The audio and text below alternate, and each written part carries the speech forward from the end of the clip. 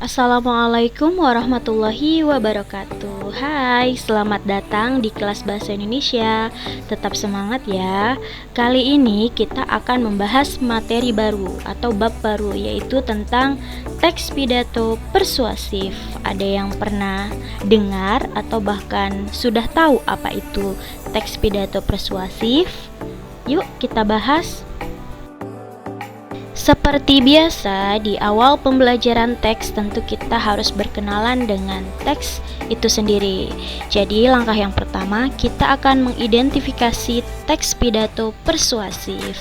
Kalian masih ingat kan apa arti kata mengidentifikasi? Ya, betul, mengidentifikasi artinya mengenali. Apa sih teks pidato persuasif itu? Baiklah, sebelum kita membahas tentang pengertian pidato persuasif, marilah kita uraikan terlebih dahulu satu persatu pengertiannya itu sendiri. Yang pertama adalah pengertian pidato. Pidato adalah upaya menyampaikan gagasan dan pikiran untuk disampaikan kepada halayak. Artinya, seseorang yang berpidato itu berusaha menyampaikan pemikirannya kepada orang banyak. Yang kedua adalah pengertian teks persuasif. Paragraf persuasif merupakan kelanjutan atau pengembangan argumentasi. Persuasif mula-mula memaparkan gagasan dengan alasan, bukti, atau contoh untuk meyakinkan pembaca. Kemudian diikuti dengan ajakan, bujuan, rayuan, imbauan, atau saran kepada pembaca. Seperti halnya yang telah kalian pelajari di kelas 8 tentang persuasif, yaitu isinya adalah tentang ajakan atau imbauan. Nah, yuk diingat lagi materi yang dulu. Setelah kita mengetahui pengertian pidato dan pengertian persuasif itu sendiri, nah sekarang kita akan bahas apa sih sesungguhnya pidato persuasif itu. Dalam repositori kemendikbud.go.id dijelaskan bahwa pidato persuasif adalah pidato yang berisi ajakan kepada masyarakat untuk melakukan sesuatu.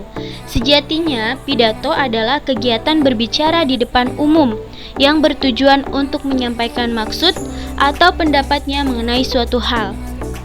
Pidato persuasif bersifat mengimbau atau mengajak masyarakat untuk berbuat suatu hal yang berguna bagi kehidupan. Sedangkan berdasarkan buku bahasa Indonesia yang kalian pegang, itu karya Agus Trianto dan kawan-kawan, pidato persuasif merupakan seni mengungkapkan pendapat secara jelas dan logis. Nah, untuk mengetahui secara pasti apa itu pidato persuasif, maka kita harus tahu dulu apa sih tujuannya. Kita akan bahas selanjutnya. Tujuan pidato persuasif ialah untuk meyakinkan audiensi atau pemirsa untuk melakukan sesuatu. Nah, tujuannya apa? Apakah kita ingin agar orang ikut pemilihan presiden, atau kampanye berhenti mengotori lingkungan bumi, atau mengubah pikiran orang tentang persoalan penting, atau bahkan mengajak orang lain untuk peduli akan suatu hal?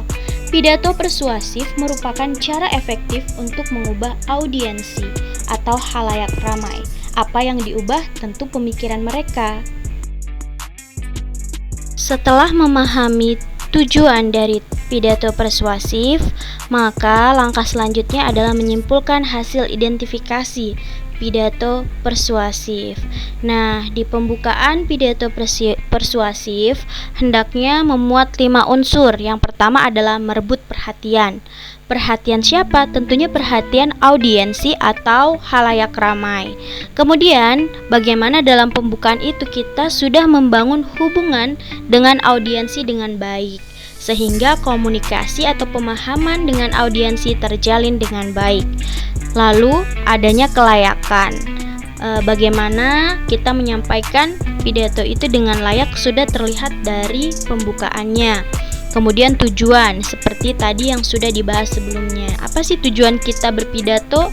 Dan peta jalan, seperti apa sih alur yang ingin kita sampaikan dalam pidato tersebut sudah tergambar dalam bagian pembukaan. Selanjutnya adalah isi. Tentunya isi harus sesuai dengan informasi yang relevan dan dapat dibuktikan kebenarannya. Kemudian penutup, yaitu akhir dari pidato kita itu sendiri. Selanjutnya, Ibu juga akan menjelaskan tentang bagaimana sih cara mempersuasi yang baik atau mengajak yang baik. Yang pertama, etika. Gunakan pendekatan etika atau sopan santun kita ya, tata krama kita ketika berpidato.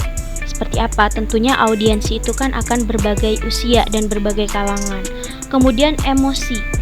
Bagaimana kita membangun kedekatan emosi dengan audiensi melalui bagaimana kita menggugah perasaan mereka. Kemudian yang terakhir adalah logika.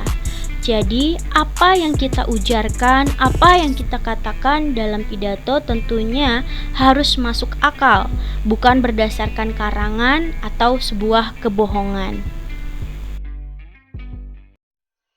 Pembahasan yang terakhir, last but not least, adalah persiapan menulis pidato persuasif.